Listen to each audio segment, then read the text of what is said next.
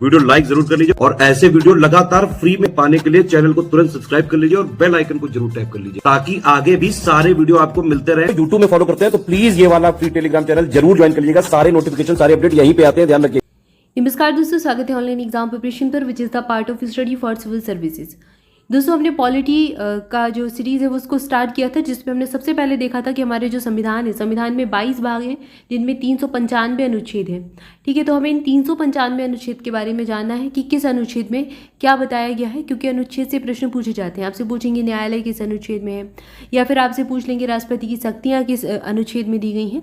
तो ऐसे प्रश्न लगातार हर एग्जाम में पूछे जाते हैं। यूपीपीसीएस विशेष तौर पर प्रश्नों को पूछता है, तो हम इसको कवर करना है। ये आपकी आरओ री एग्जाम और यूपीपीएससी प्रीलिम्स दोनों के लिए इंपॉर्टेंट रहेगा।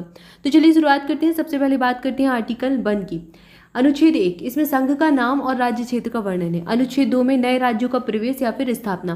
तो अगर भारत में किसी नए राज्य का प्रवेश है, किसी नए राज्य का किसी क्षेत्रफल को जोड़ना है या फिर नए राज्य को बनाया जाना है, तो यह अनुच्छेद 2 उससे प्रभावित होगा। अनुच्छेद 2 का सिक्किम को संघ के साथ जोड़ा जाए, ये निरस्त किया गया था। अनुच्छेद 3, नए राज्यों का नाम, वर्तमान राज्यों और पुराने राज्य के क्षेत्रफल और सीमा और नाम का इसमें वर्णन दिया गया है। वर्णन, इसका सीमा और नाम का परिवर्तन। तो अगर किसी राज्य की सीमा, मान लीजिए मध्य प्रदेश की सीमा ये है और ये उत्तर प्रदेश लगा है, मध्य प्रदेश की सीमा कुछ कम कर उत्तर प्रदेश में ऐड करनी है, उत्तर प्रदेश की कुछ कम कर मध्य प्रदेश में ऐड करनी है, तो कौन सा अनुच्छेद प्रभावित होगा? अनुच्छेद 3। इसके बाद आर्टिकल 4, अनुच्छेद 4 में क्या है? पहली और चौथी अनुसूची के संशोधन और अनुपूरक, अनुषांगिक और परिमाणिक विषयों का उपबंध करने के लिए अनुच्छेद 2 और 3 के अंतर्गत बनाई गई विधियां इसके अंतर्गत आती हैं। फिर आता है संविधान का भाग 2। तो ये संविधान का भाग 1 हो गया, 1 से 4 तक अनुच्छेद हो गए, संघ और इसका क्षेत्र है इसमें। फिर संविधान के भाग 2 में क्या है? नागरिकता, सिटीजनशिप। अब इसमें क्या क्या है? यहाँ पर ये कौन से अनुच्छेद? 5 से 11 तक अनुच्छेद है। और 5वें अनुच्छेद में संविधान के प्रारंभ में नागरिकता। अनुच्छेद 6 में पाकिस्तान से भारत को प्रव्रजन करने वाले कुछ व्यक्तियों की नागरिकता के अधिकार। अनुच्छेद 7 में क्या है? पाकिस्तान को प्रव्रजन करने वाले कुछ व्यक्तियों की नागरिकता के अधिकार। अनुच्छेद 8 में है भारत से बाहर रहने वाले भारतीय मूल के कुछ व्यक्तियों की नागरिकता के अधिकार। जो भारत से बाहर रह रहे हैं उनको नागरिकता के अधिकार कैसे दिए गए हैं। अनुच्छेद 9 क्या कहता है? विदेशी राज्य की नागरिकता स्वेच्छा से अर्जित करने वाले व्यक्तियों का नागरिक ना होना। अगर किसी व्यक्ति ने, भारत का कोई व्यक्ति, उसने किसी विदेशी राज्य में नागरिकता हासिल कर ली है, नागरिकता ले ली है, तो भारत की नागरिकता समाप्त हो जाएगी, फिर वो भारत का नागरिक नहीं रहेगा। अनुच्छेद 10 क्या कहता है? नागरिकता के अधिकारों का बना रहना। और अनुच्छेद 11, संसद द्वारा नागरिकता के अधिकार का विधि द्वारा विनिमय किया जाना। ये कहता है कि संसद का अधिकार है कि वो विधि के द्वारा इसका विनियमन कर सकता है। इसके बाद आता है संविधान का बहुत ही महत्वपूर्ण भाग, वेरी वेरी इंपॉर्टेंट चैप्टर है, मूल अधिकार, हमारे फंडामेंटल राइट। इनसे प्रश्न पूछता है, इनके हर एक आर्टिकल को बिल्कुल अच्छे से याद रखना है, क्योंकि हर एक आर्टिकल से प्रश्न पूछा जाता है। तो यहाँ पर कौन से अनुच्छेद? अनुच्छेद 12 से लेकर आपको जितने भी मूल अधिकार के अनुच्छेद हैं उनको याद रखना है। सबसे पहले 12 में परिभाषा है। अनुच्छेद 13 में क्या है? मूल अधिकारों से असंगत या उनका अल्पीकरण करने की विधियाँ। अनुच्छेद 14, अब ये बहुत इंपॉर्टेंट है। अनुच्छेद 14, विधि के समक्ष समानता, जो समानता का अधिकार दिया गया है हमें, तो अनुच्छेद 14 में विधि के समक्ष समता और विधियों का समान संरक्षण है। अनुच्छेद 15 में किस प्रकार की समानता देता है? धर्म, मूल वंश, लिंग और जन्म स्थान। अब इसमें देखिए क्या क्या है?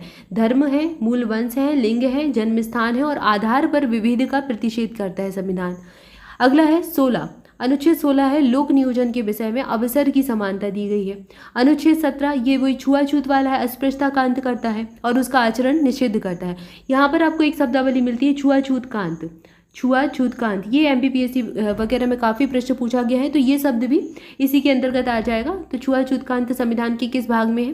भाग, एक तो भाग 3 में है और भाग 3 के किस अनुच्छेद में? अनुच्छेद 17। ठीक है, अस्पृश्यता का अंत किया गया है। अनुच्छेद 18, ये उपाधियों वाला, वही उपाधियों का अंत है यहाँ से, कि सेना या फिर विद्या से संबंधी सम्मान के सिवाय सभी उपाधियों पर रोक रखी है। कोई भी कोई उपाधि लेकर नहीं घूम सकता, मतलब उपाधि लगाकर नहीं रह सकता। इसके बाद अनुच्छेद 19, ये बहुत इंपॉर्टेंट है। अब इसमें काफ़ी सारी चीज़ें रहती है, जैसे हम यहाँ पर बोलने की स्वतंत्रता अनुच्छेद 19 देता है। 6 अधिकारों की सुरक्षा है यहाँ पर, वाक एवं अभिव्यक्ति की, सम्मेलन की, संघ की, संचरण यानी घूमने फिरने की स्वतंत्रता, निवास की स्वतंत्रता है और वृत्ति की स्वतंत्रता है। तो ये 6 अधिकार यहाँ पर हमें दिए गए। फिर आर्टिकल 20, अनुच्छेद 20 में अपराधों के लिए दोष सिद्धि के संबंध में संरक्षण है। अनुच्छेद 21 में प्राण एवं दैहिक स्वतंत्रता का संरक्षण है। अनुच्छेद 21 का में प्रारंभिक शिक्षा का अधिकार दिया गया है। ठीक है, ये बहुत इंपॉर्टेंट है क्योंकि ये ऐड किया गया। इसके बाद अनुच्छेद 22 कुछ दशाओं में गिरफ्तारी और निरोध में संरक्षण है। हर एक आर्टिकल से प्रश्न पूछा गया है।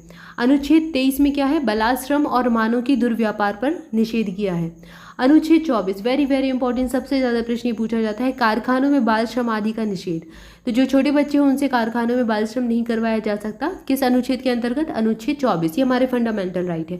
फिर अनुच्छेद 25 अंतःकरण और धर्म के अबाध रूप से मानने, आचरण और प्रचार करने की स्वतंत्रता है। हम जो भी धर्म चाहे उसको मान सकते हैं, उसका आचरण कर सकते हैं, उसका प्रचार कर सकते हैं, ये स्वतंत्रता हमें भारत का संविधान देता है। फिर अनुच्छेद 26 आर्टिकल 26 धार्मिक कार्यों के प्रबंध की स्वतंत्रता करता है। आर्टिकल 27 किसी धर्म विशेष की अभिवृद्धि के लिए करों के संदाय के बारे में स्वतंत्रता देता है।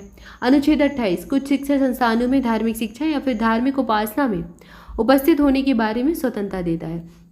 इसके बाद अनुच्छेद 29 अल्पसंख्यकों की भाषा, लिपि और संस्कृति की सुरक्षा करता है।